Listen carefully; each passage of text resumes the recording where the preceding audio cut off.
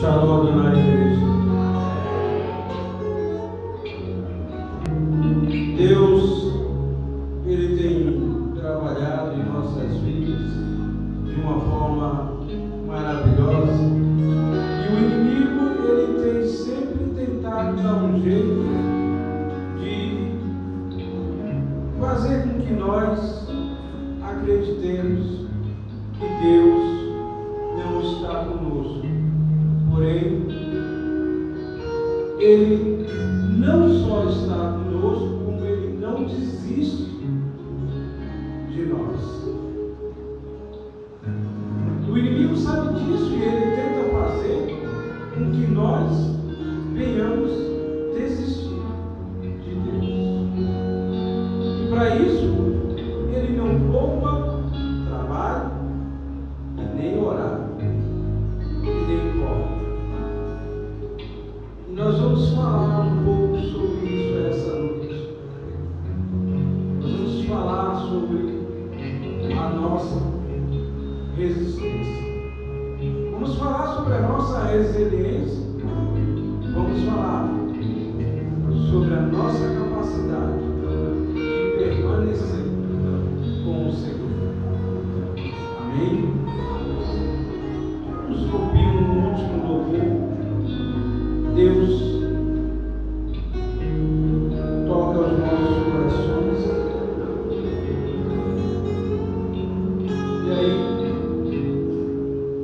ao mesmo tempo, vamos falar com o Pai.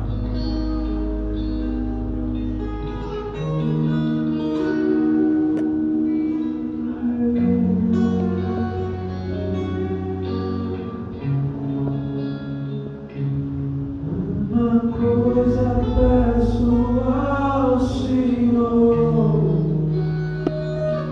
e a buscarei, que os meus pés estejam em tua casa, para sempre,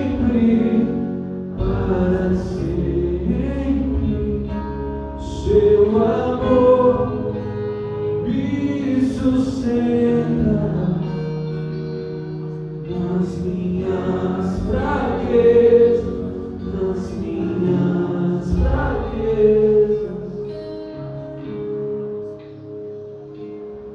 Uma coisa peço ao Senhor,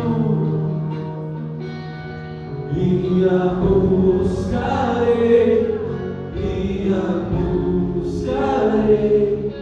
que os meus pés estejam em tua casa, para sempre,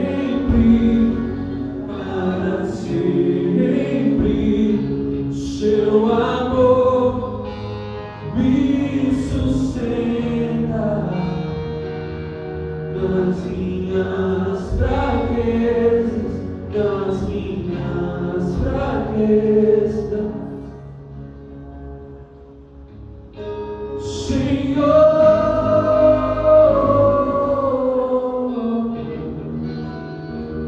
Tua graça me basta,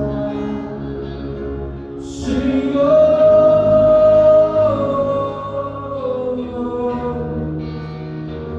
Tua presença me sustenta, Senhor.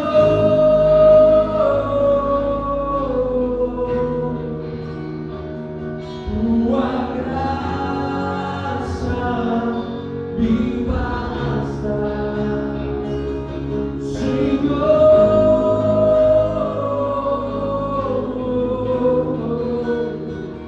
Tua presença me sustenta, Senhor.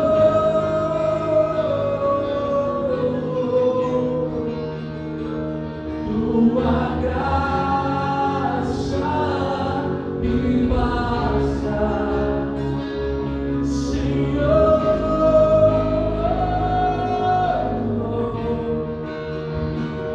Tua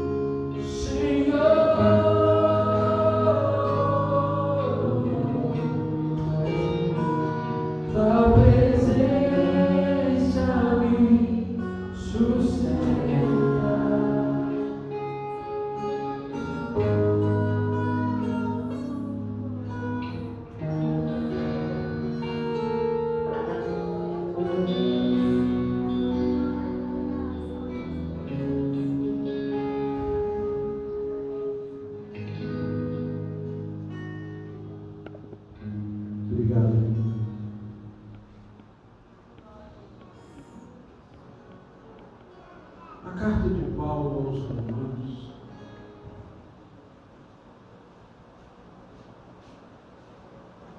capítulo 12,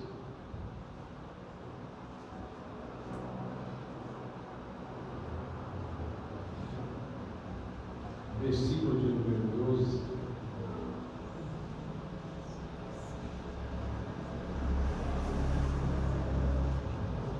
Nós encontramos um texto no qual nós conversamos ontem com os casais aqui na igreja, mas na realidade é um texto para toda a igreja. E por isso eu queria começar hoje falando com base nesse texto, ou até melhor dizendo, continuar falando com base nesse texto, embora o texto principal que eu vou usar hoje está lá em Coríntios. Mas nós vamos começar com Romanos, aonde o apóstolo nos diz, no verso 12, o seguinte: alegrai-vos na esperança, sede pacientes na tribulação, perseverai na oração. É interessante, quem está dizendo isso não é uma pessoa qualquer, não é uma pessoa que está acostumado a regalias, que está acostumado a viver situações maravilhosas na vida o tempo todo. Não é alguém que era pobre e que ficou rico. Não era alguém que era saudade, era doente e ficou curado. Não era alguém que tinha problemas nos seus relacionamentos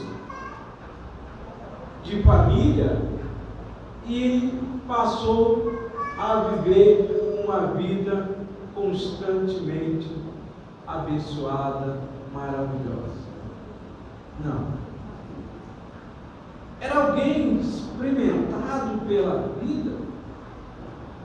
Poderíamos dizer que era alguém amadurecido, como costumamos falar de bananas que são amadurecidas fora do pé para serem comercializadas, né, no carbureto, certo? Paulo, ele foi amadurecido tanto no pé da fé, como foi amadurecido no carbureto da vida. Muitos de nós Já passamos algumas situações, mas eu acredito que as situações tão adversas quanto a de Paulo, nós ainda não passamos todas. Passamos algumas, né? Passamos algumas. Mas, quando paramos e olhamos esse homem falar sobre esperança, esse homem falar sobre tribulações e principalmente sobre paciência, e quando olhamos esse homem falando de perseverança, aí nós temos que olhar para dentro de nós e perceber o que nós somos no reino de Deus. Somos pessoas resistentes ao reino de Deus, ou somos pessoas que resistem ao mundo dentro do reino de Deus, dentro da nossa vida. Estamos falando aqui de uma pessoa vitoriosa, uma pessoa que venceu, razão pelo qual ele escreve uma das suas cartas no final da sua história, que ele combateu um bom combate e que ele guardou a fé, e ele vai receber a maior das justiças que pode ser concedida ao ser humano. Ele diz: eu vou para o Pai. Eu vou para o Pai. E combater um bom combate é justamente vencer as adversidades que a vida nos oferece para estarmos no caminho de Deus, ou melhor ainda, para sairmos do caminho de Deus, para sairmos da presença do Pai, para sairmos do caminho que leva à felicidade suprema e verdadeira, do único modo de ser e de viver, e que podemos contemplar a verdadeira alegria chamada felicidade, porque não será uma coisa circunstancial, mas será uma coisa permanente e eterna. Para tentarmos entender um pouco mais isso, vamos ver o segundo texto, aonde ele fala sobre isso, sobre essa questão, para você ter uma ideia do sofrimento de Paulo, 2 Coríntios 11, capítulo 23, aliás, capítulo 11, versículo 23 ao 28, aonde nós vamos ler, vê se você consegue se encaixar em uma dessas situações que Paulo passou. São ministrados de Cristo. Vocês são? Será? Essa pergunta é uma coisa que temos que olhar no mundo.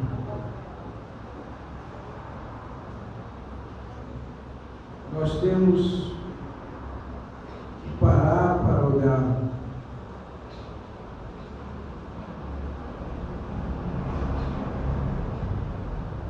Falo como quem fora de mim, eu ainda mais, em trabalhos, muito mais,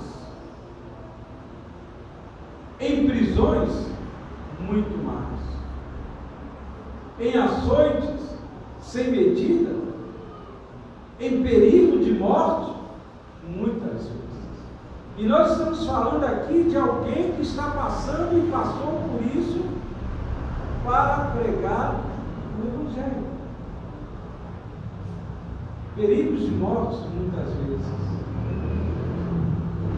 Dos judeus, 5 vezes recebi 40 açoites, menos um. Sabe por que menos um? Para não errar a conta. Porque a lei diz que são 40. Se desse 41, eles é que teriam que ser açoitados por terem errado a conta e infringido a lei de Deus. Então eles davam 40 menos 1, que era 39. Para não dizer que era 39, e que como eram hipócritas, para não dizer que era 39 e descumpriram a lei, que era 40, então eles diziam, damos 40, mas tinha menos 1. Cumpriu a lei, deu 40, menos 1. 3 vezes fui açoitado com varas. Uma vez fui apedrejado. 3 vezes sofri naufrágio. Uma noite e um dia passei no abismo. Uma noite e um dia. A deriva.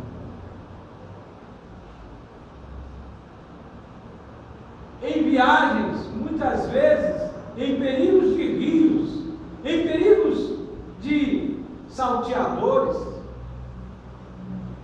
perigos de salteadores. Nossa irmã Rosângela, hoje, ao vir para o culto com sua família, passou por isso.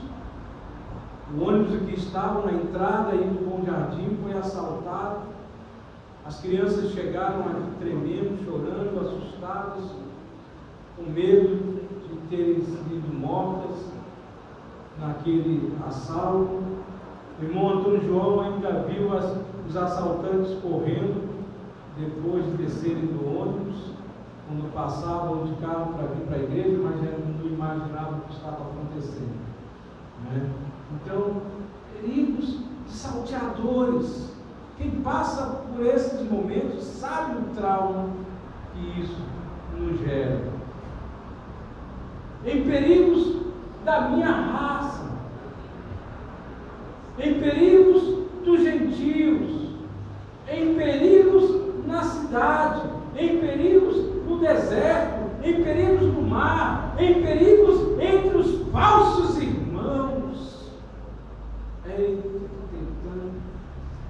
Esse aí é que é talvez um dos perigos que mais impressiona a gente, porque a gente não sabe quem é que nos abraça pela frente e nos apunhala pelas costas. E quando falamos de irmãos, nós não estamos nos referindo apenas em pessoas que congregam com a gente na mesma igreja, e nem pessoas também, tampouco só pessoas que professam a mesma fé que nós professamos, ainda que sejam de outras igrejas, mas também aquelas pessoas que nasceram e cresceram e vivem conosco dentro do nosso lar paterno e materno, pessoas que trabalham conosco anos e anos, que estudam conosco anos e anos, e que nós consideramos como irmãos, e outros que de fato pelo sangue os são irmãos. 27. Em trabalhos e fadiga, em vigílias, muitas vezes, em fome e sede, em jejuns, muitas vezes, em frio e nudez. Além dessas coisas exteriores, algo que diariamente pesa sobre mim, o cuidado de todas as igrejas. Além de todas essas coisas, o apóstolo Paulo ele vai dizer cuidado de todas as igrejas. Não bastasse sofrer por perseguição, pelos perigos da vida diária, ainda mais nos dias de hoje, os perigos, como eu acabei de relatar da nossa irmã, são tremendos, não há um lugar seguro. Não há um momento sequer que você pode dizer que pode botar a cadeira na calçada que você vai estar seguro, vai se sentir bem. Mas diante de tudo, fome, sede, não tem o que vestir, não tem onde dormir, não tem onde morar.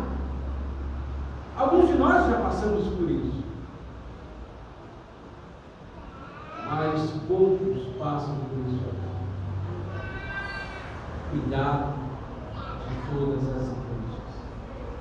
O apóstolo Paulo, ele viajava evangelizando e implantando igrejas na sua primeira viagem missionária. Depois, ele viajou consolidando essas igrejas, confirmando essas igrejas e evangelizando para implantar mais igrejas. E mesmo estando preso, sendo levado para Roma como prisioneiro, ainda assim ele aproveitou a viagem de Jerusalém a Roma para evangelizar e consolidar as igrejas que ele havia plantado. Mas não é fácil. Liderar pessoas não é fácil. Quem é pai e mãe tem uma ideia. Mas liderar pessoas livres, liderar pessoas que aceitam a sua liderança pela fé, não é fácil. A prova disso é que Paulo está escrevendo isso num texto que está na carta aos Coríntios. A igreja que mais deu trabalho para Paulo, na minha opinião. E ele está dizendo isso para uma igreja que ele plantou, que ele consolidou, que ele discipulou, e uma igreja que ele teve até que provar para eles que ele era um apóstolo, e teve até que confrontá-los e recusar até a oferta deles para a manutenção da vida dele. Uma igreja que ele evangelizou, que ele inventou, que ele consolidou. Já imaginou chegar um dia e olhar para vocês e dizer assim: eu não quero receber a oferta de vocês, para que eu possa poder pregar para você sem o menor constrangimento a verdade do Evangelho, sem aquele medo que dá em alguns de se eu falar vai doer na ferida, e se doer na ferida vai embora, ou vai reter o dízimo, ou vai reter a oferta. Tem alguns que fazem isso. O apóstolo Paulo, ele não foi um desses. Faleceu. Rebeldias existem muitas. Liderar pessoas onde cada um tem uma formação, cada um tem uma educação, cada um tem um pensamento, cada um tem uma ideia, cada um acredita numa coisa, e você tem que pegar e ensinar todo mundo o princípio, para que todos possam nortear as suas vidas e viverem de uma forma verdadeira. Não é fácil. Às vezes a pessoa olha para você e duvida até que você está falando corretamente o Evangelho. Às vezes as pessoas duvidam até como duvidaram que Paulo fosse um homem, um servo de Deus verdadeiro, legítimo, para não terem que encarar os seus erros. Mas o ministério da consolação é assim. Para você poder consolar os outros de uma forma verdadeira, é preciso, eu já disse aqui na igreja, que você tem que sentir a dor do outro, tem que se colocar no lugar do outro, para entender a dor que está na mente e no coração dele. Para que isso aconteça, você tem que sofrer que nem o outro, ou talvez sofrer mais do que o outro, para poder entender, para poder fazer uma consolação verdadeira, uma consolação verdadeira. abraçar e dizer para você: eu entendo a sua dor, eu entendo a sua dor,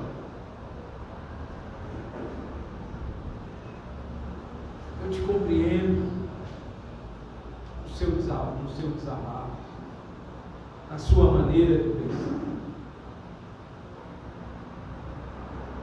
Por isso Deus permitiu que Paulo passasse por tudo isso, para que ele pudesse aperfeiçoar sua paciência, para que antes dele falar em perseverança para nós, não fosse a distração na mente dele, mas ele já tivesse perseverado diante das circunstâncias. Perigo de morte, eu não vou mais congregar na igreja, não. Tivemos há anos atrás um caso assim aqui na igreja. A pessoa deixou de vir congregar na igreja com medo, porque a igreja era no Bom Jardim.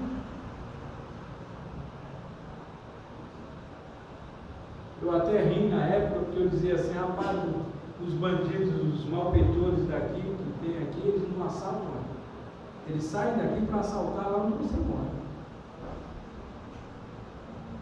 Não tem problema, você está abençoado.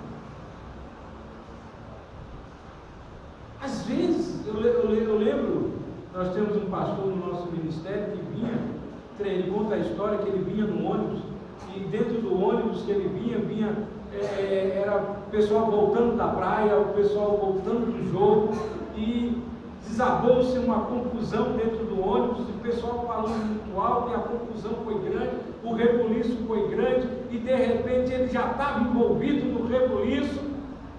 E aí uma dona olhou para ele e falou: não esquenta a cabeça não, quando eu descer, meus camaradas vão estar lá embaixo na parada para te pegar. E ele falou que não, pode deixar, rapaz, eu não dou para trás não, sou homem de Deus, tal. E quando chegou na parada, viu que ela desceu na parada aqui em frente à igreja. Aí ele passou direto pelo ônibus e voltava para casa. Depois me telefonou e disse: pastor, não deu para ir, porque aconteceu isso. Perigos nós passamos demais, só sabe quem passa. Só sabe quem passa. Mas para nós consolarmos, para nós compreendermos os outros, é preciso às vezes que a gente passe. É por isso que Deus disse que todos nós passamos as mesmas coisas nessa vida, as mesmas desilusões, vivemos as mesmas ilusões, somos frustrados das mesmas formas, traídos, humilhados, desacreditados, muitas vezes, enganados outras vezes, rejeitados. Mas ninguém aqui já tomou 39 açoitadas 2 vezes, né? É certo que quando éramos crianças, a vara da mamãe, né, não tinha conta não, né? Os meninos que eram arteiros, aqueles que eram calminhos, certinhos, não tinha problema nenhum.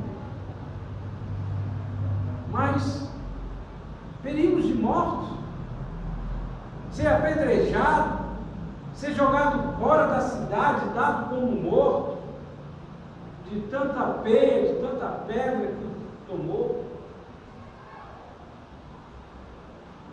nós ainda estamos longe disso.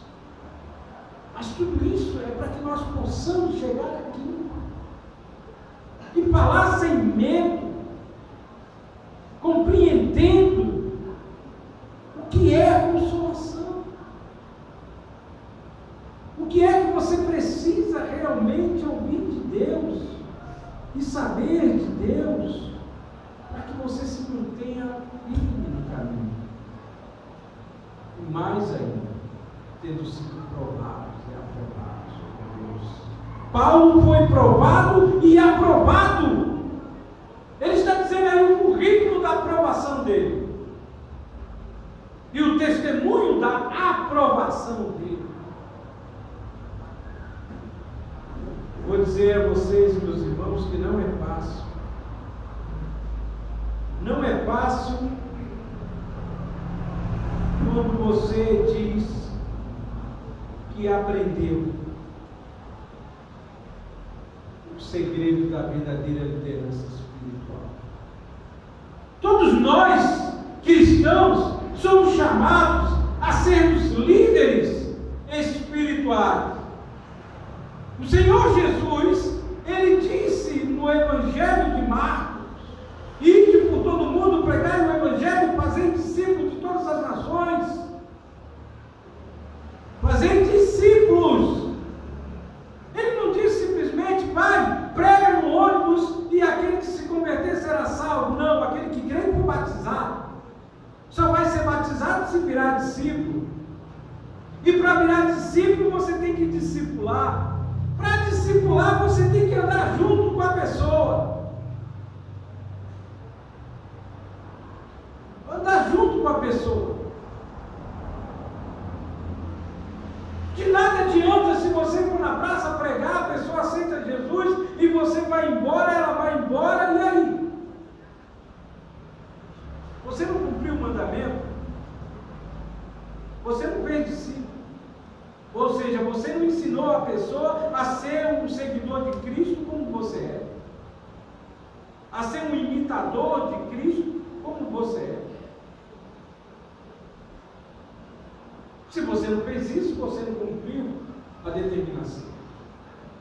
E se você está fazendo isso, você está cumprindo a determinação. Se você está cumprindo essa determinação, você é um líder espiritual. Todo cristão foi chamado a ser um líder espiritual. É por isso que eu achava engraçado que as pessoas chegavam no início da minha fé, que eu pregava demais em muitos lugares. Hoje eu prego mais dentro da igreja do que fora da igreja, mas antes eu pregava mais fora da igreja do que dentro da igreja. E Deus já tem me incomodado com isso, para que eu volte a pregar mais fora da igreja do que dentro da igreja. Porque dentro da igreja só tem teólogos, só tem estudiosos, né?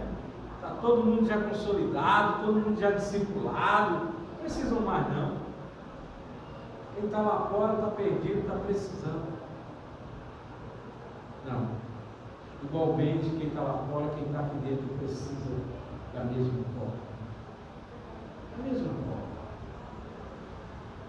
Sermos consolidados, sermos discipulados, sermos consolados, sermos libertos, ter alguém que interceda por nós, de alguém que podemos contar para nos aconselharmos, para nos direcionarmos. A liderança espiritual não é fácil, porque você tem que passar por muitas coisas terríveis. Paulo está dizendo isso. Ele sofreu tudo isso por causa da liderança espiritual que ele tinha, que ele exercia. Por que você está sofrendo? Por que você andou jejuando? Amanhã é segunda-feira, por exemplo, hoje foi domingo, que já está acabando daqui a algumas horas. Por que você jejuou hoje? Hoje você tinha uma festa de aniversário, aí você falou assim: não, eu vou para a festa, mas não vou comer nada, não vou beber nada. A feijoada na casa da família, na casa dos amigos, e você disse: não, eu não vou comer nada, porque eu vou jejuar em prol do meu irmão que está sofrendo, que está padecendo, que precisa ser liberto, que precisa ser consolidado, para que Deus me dê uma palavra de amor, de carinho, para que eu possa consolá-lo, edificá-lo, ensiná-lo. Não estou dizendo que amanhã é segunda-feira você vai essa manhã. Tem a terça também, tem a quarta, tem a quinta, tem a sexta, tem o sábado, tem o domingo. Quantas vigílias você passou acordado, orando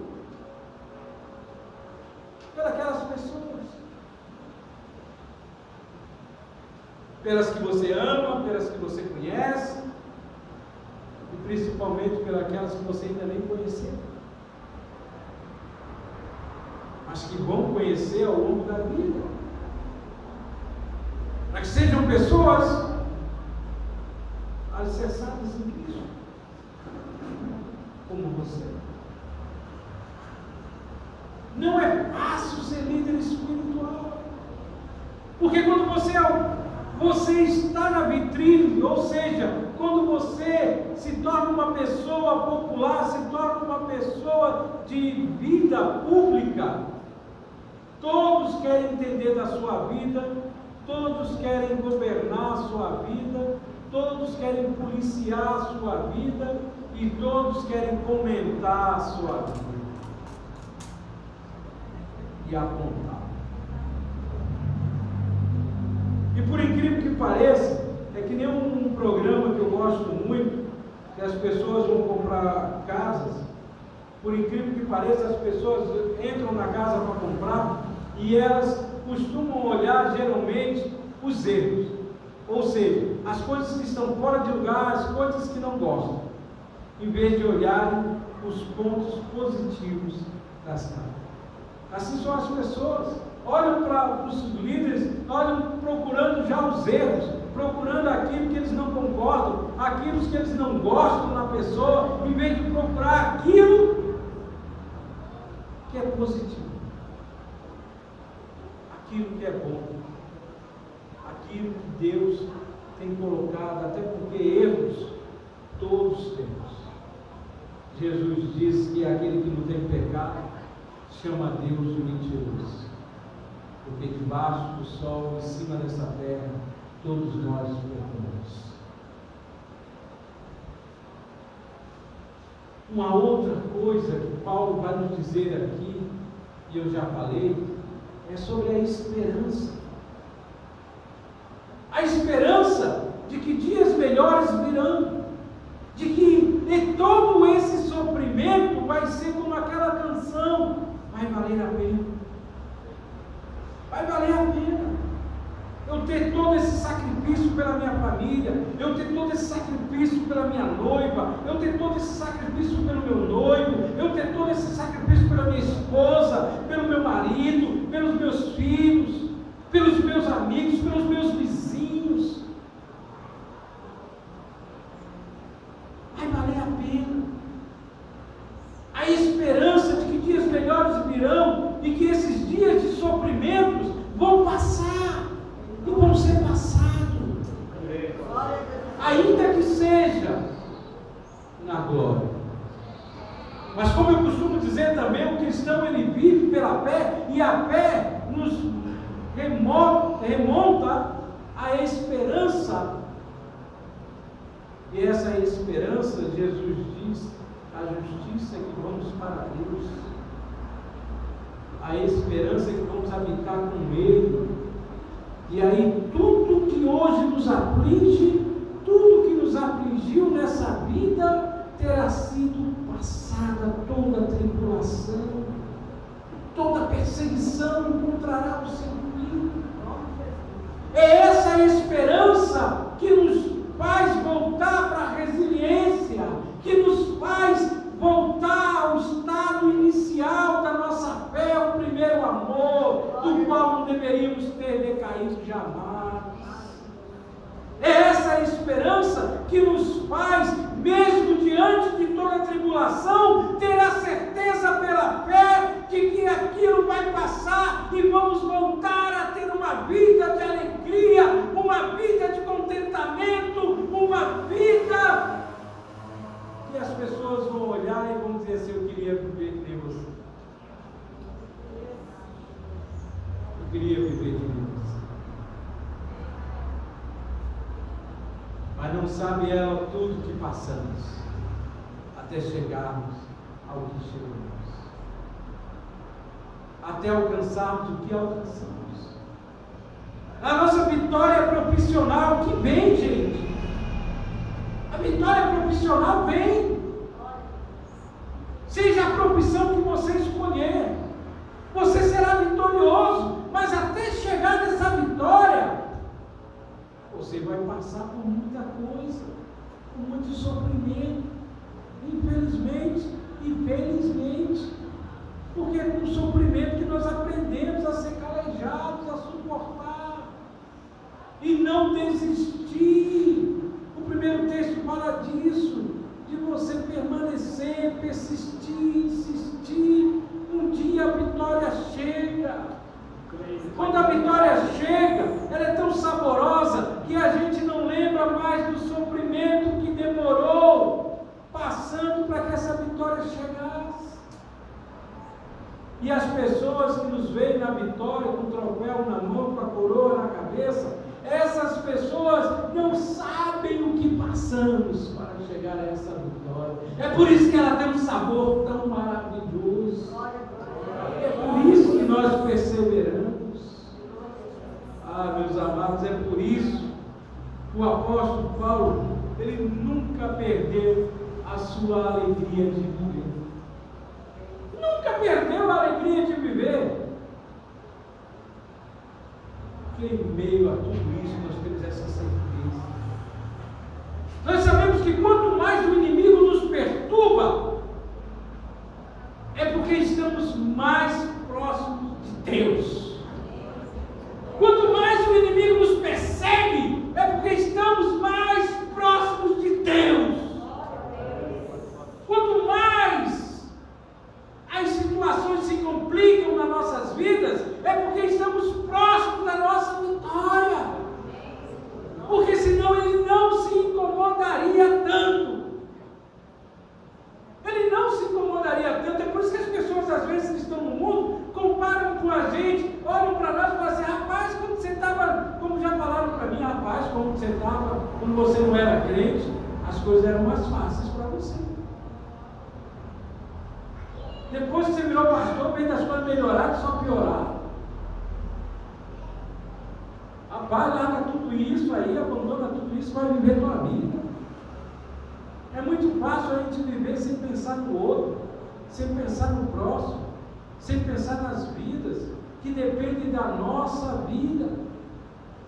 É muito fácil. É muito fácil viver só para nós.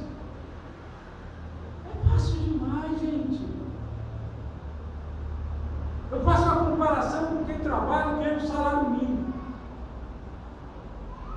Se é só para ele, se mora ainda na casa do papai e da mamãe, não tem despesa nenhuma, né? Não tem nenhum comedorzinho de rapadura para dar farinha, né?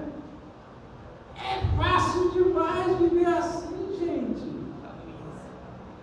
Vai para o cinema quando quer, vai para a praia a hora que bem entende.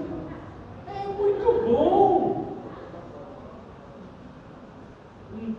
Uma frase que eu queria dizer ontem na reunião de casais e não lembrei de falar, é que um solteiro, um cantor muito antigo, gravou uma música que ele dizia: a vida de casado é bom, mas de solteiro é melhor. Porque o solteiro ele vai, ó, para onde quer. Mas o casado, meu filho, ó, bracinho aqui, tem que levar a mulher. Né, pastor? Tem que levar a mulher. Não pode andar mais sozinho não, meu filho, porque é uma só carne. Você não sai com uma perna direita sem levar a esquerda junto. Não tem como você andar. Né? Aonde você for, tem que ir do seu lado, a sua metade. Tem muitos problemas na vida de casado que acontecem porque esquecem esse princípio. É claro que nem sempre é possível, né? Não dá para levar a mulher para o nosso trabalho, como também não dá para levar o marido para o nosso trabalho, como não dá para levar os filhos. Mas na medida do possível, em tudo que é possível, tem que andar junto. Tem que andar junto. Assim somos nós também com Deus. Só que Deus pode ir em todos os lugares. Deus está em todos os lugares. Então nós temos que andar com Ele em todos os lugares. lá seguir. Não dá. Nós temos um compromisso. Esse compromisso é um casamento celebrado não por homens, não por mãos humanas, mas um casamento celebrado no céu. Sabendo disso, nós não temos motivo para perdermos a nossa alegria. Qual é a alegria do marido? Vou chegar em casa e vou encontrar minha mulher. Qual é a alegria do filho? Vou chegar em casa e vou encontrar minha mãe. Vou encontrar meu pai. Vou encontrar meu marido. Né? Não é essa a alegria? A gente pensa em voltar para casa. Nós temos que entender. É interessante que alguém perguntou assim: e o namorado, pastor? A alegria dele é quando sai de casa. Eu vou encontrar minha namorada. Vou encontrar meu namorado. Se bem que no mundo de hoje já não está precisando mais sair de casa, não. Né? Não está precisando mais sair de casa, não. Aí está quase empatado. Mas o mundo está errado, viu, gente? O mundo está errado. Deus está certo. Nós temos que entender isso. Aonde reside a sua alegria? Qual é a fonte geradora da sua alegria? Se fosse Paulo estivesse olhando para o dia a dia dele, onde estaria a alegria dele? Se ele olhasse a vida como nós olhamos, vixe, estou desempregado, estou triste. Vixe, não tenho o que comer, estou triste. Vixe, não tenho o que vestir, estou triste. Eu nunca esqueci uma frase do irmão que eu ajudei a criar. Anos atrás, quando isso era marca, por isso eu vou poder falar dela, porque acho que nem existe mais. Ele estava todo triste, porque todos os amigos dele tinham tênis daquela marca e ele não tinha. E aí ele olhava e dizia que a vida dele não prestava, a vida dele era isso e aquilo outro que a gente costuma dizer, quando não tem o que satisfaz o que quer. Aí eu comprei um tênis para ele. Cheguei em casa, entreguei para ele com toda a alegria. Aí ele olhou assim: ah, mas isso aqui não é um Redway. Ele deu até vontade de pegar o tênis e enfiar a goela abaixo dele. E o maior sacrifício para comprar, deixei de comprar para mim, para comprar para ele. É um ingrato, olha, mas isso aqui não é um Redway. Tudo bem, vai estragar minha alegria não. Fui lá, troquei, comprei um Redway, dei para ele. É uma maior alegria dele. A gente baseia nossas alegrias em coisas. Depois de alguns meses, o Redway se acabou. Né? Ficou velho, sujo, chulé, acabou-se. Nós temos que entender isso. Nossa alegria não pode estar baseada no momento presente, tem que estar baseada na nossa esperança no momento futuro. Para concluir, nós temos que olhar o exemplo de Paulo, e depois que ele foi dado como morto, inclusive jogado fora da cidade, os discípulos dele foram lá para sepultar o corpo dele, e aí percebendo que ele estava vivo, e aí ele despertou, e tão logo ele conseguiu se firmar em cima das pernas, ele olhou para os discípulos e saiu andando. Aí perguntaram: tu vai para onde, Paulo? Vou para a cidade. Tu é doido, acabaram de tentar te matar, tu vai voltar para lá. Vou pregar o Evangelho. Se revigorou. Ele se renovou. Nós precisamos nos renovar também. A vida nos derruba, a gente levanta, ficou em pé, vamos de novo tentar outra vez, porque é Deus que está no comando, Deus que está na direção, Ele vai nos conduzir até lá, nós vamos chegar aonde temos que chegar. O